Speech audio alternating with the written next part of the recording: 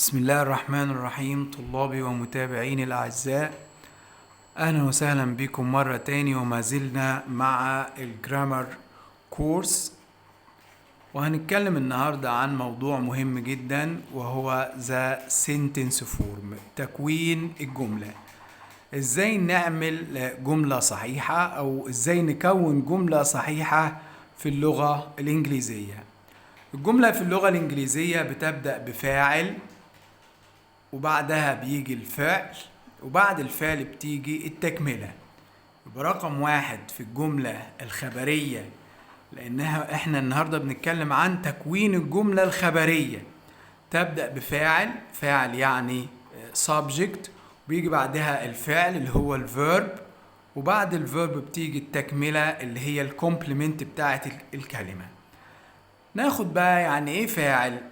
الفاعل في اللغة الإنجليزية حاجة من اتنين: يا اسم اللي هو noun، يا إما subject pronoun اللي هو ضمير فاعل. يبقى الفاعل في اللغة الإنجليزية اللي هو بداية الجملة، بتبدأ الجملة يا إما بناون، يا إما بسبجكت pronoun، يا إما باسم يا إما بضمير فاعل.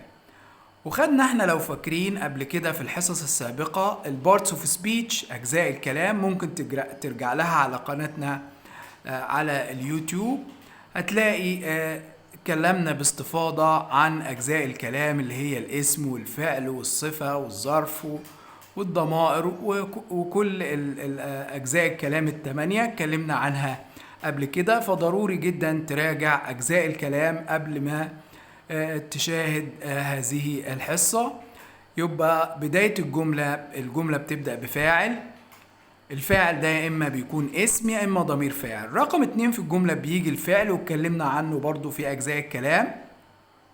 الأفعال في اللغة الإنجليزية نوعين: من فيرب، فعل أساسي، وهو أي كلمة تدل على حركة أو فعل بيحصل، زي الفعل play، زي الفعل run، زي الفعل walk، وهكذا. كل الأفعال أي كلمة تدل على فعل أو تدل على حدوث شيء أو تدل على حدوث حركة، فهذه الكلمة نطلق عليها فعل. وهناك أفعال مساعدة، وهناك 4 أنواع من الأفعال المساعدة اللي هي verb to be، وverb to do، وverb to have، والموديل verbs، وهنتكلم عنهم باستفاضة في حصص قادمة إن شاء الله. تيجي بقى الرقم 3 في الجملة، وهي التكملة. يعني إيه تكملة؟ يعني كلمات بنكمل بها الجملة، كلمات بنكمل بها الجملة. التكملة بتاعت الجملة ممكن تكون adjective صفة، ممكن تكون adverb حال، ممكن تكون object مفعول به، تمام، ممكن تكون preposition plus noun اسم زائد أو حرف جر زائد اسم. يبقى كده أي جملة خبرية في اللغة الإنجليزية بتتكون من فاعل، بعدها الفعل، بعدها التكملة. ونخلي بالنا جدا إن مفيش جملة في اللغة الإنجليزية بدون فعل. الفعل مهم جدا في اللغة الإنجليزية. طيب خلي بالك معايا في الجملة دي: علي يلعب كرة القدم. عاوز اترجم الجملة دي للغة العربية. ننفع نقول علي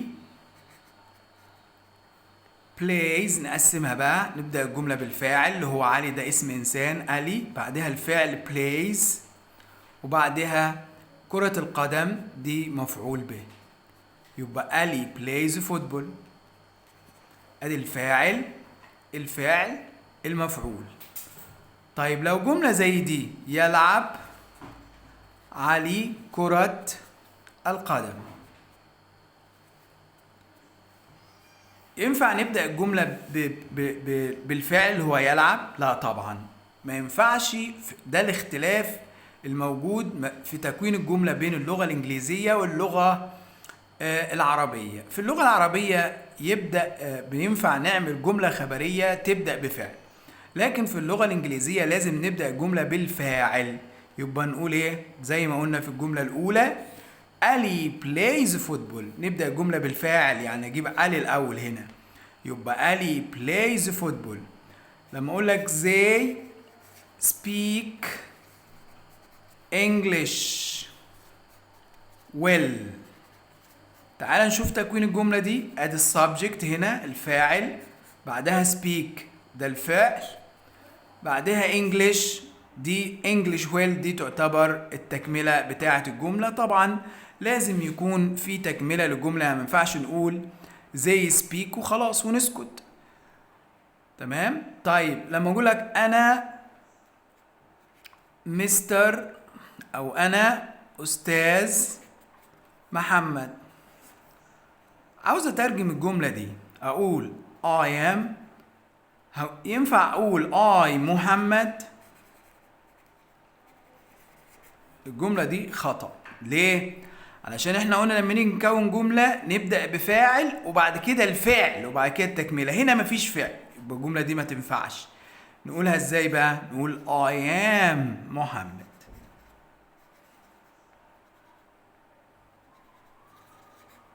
تمام؟